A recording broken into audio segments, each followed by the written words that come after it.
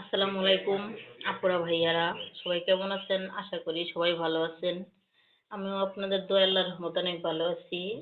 আজকে আমি আপনাদের দেখাবো ছোট চিংড়ি মাছ দিয়ে আর ডাল, মসুর ডাল নিয়েছি, ডাল দিয়ে কিভাবে চপ বানাতে হয়। এখন আমি ডালগুলো বেটে নিব আর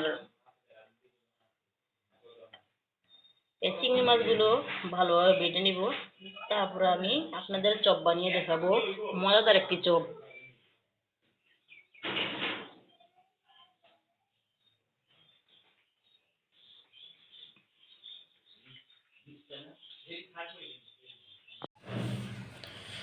আমি ডালগুলো এই যে ভালোভাবে বেটে নিয়েছি, পরে চিংড়ি মাছগুলো ভালোভাবে বেটে নিয়েছি। এখন এগুলো একসাথে মিশিয়ে নিতে হবে, ভালোভাবে মিশাতে হবে।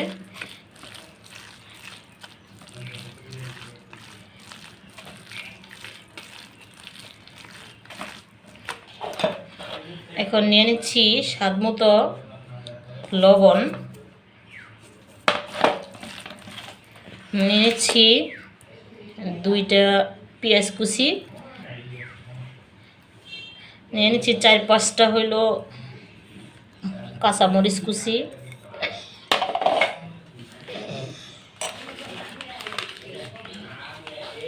নিয়ে নিচ্ছি হলুদের গুঁড়ো,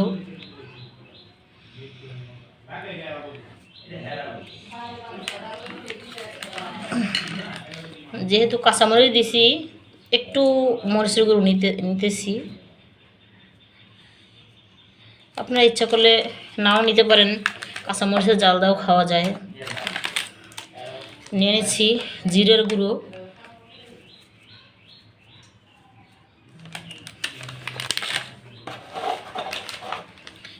নিয়ে নিচ্ছি হলুদের গুঁড়ো,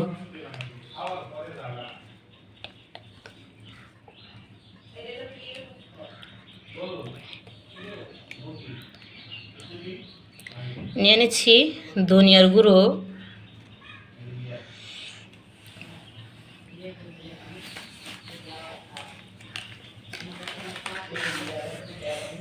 এখন এগুলো ভালোভাবে মিশিয়ে নিতে হবে। ভালোভাবে চটকে চটকে মিশিয়ে নিতে হবে। এখন এর মধ্যে আমি দিয়ে দিচ্ছি ধনিয়া পাতা কুচি,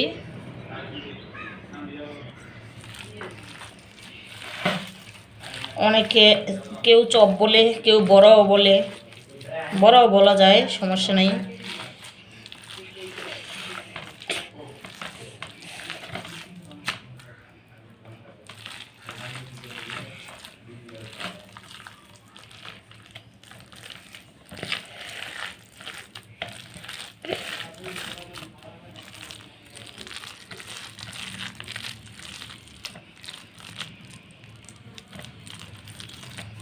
মাখানো শেষ।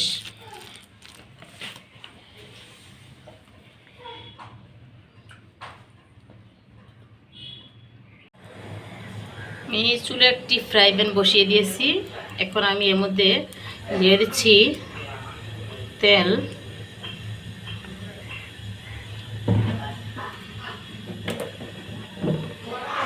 এখন আমি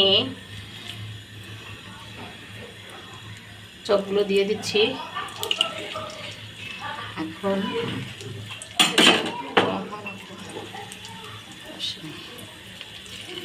এভাবে দিতে পারেন, আর একটু ছোটো করেও দিতে পারেন, সমস্যা নেই।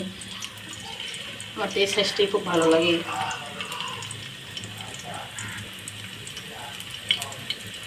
বিকালে আপনারা এই বড়াটা নাস্তা হিসাবে খেতে পারেন, খুব মজার একটি বড়া বা চপ।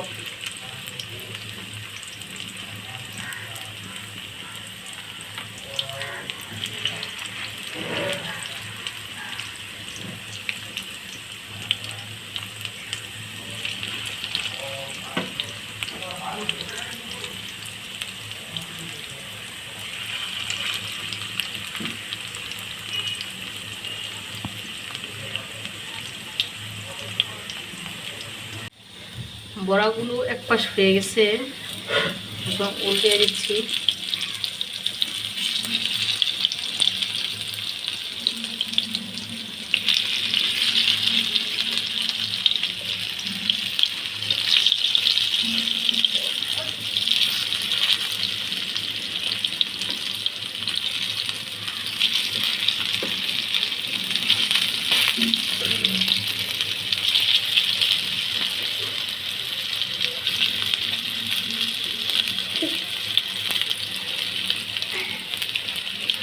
বড়াগুলো বাঁধার সময় চুলার আঁচটা একটু কমিয়ে রাখতে হবে।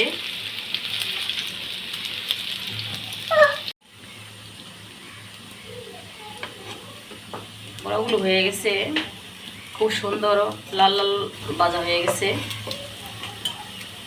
এখন নামিয়ে নিচ্ছি।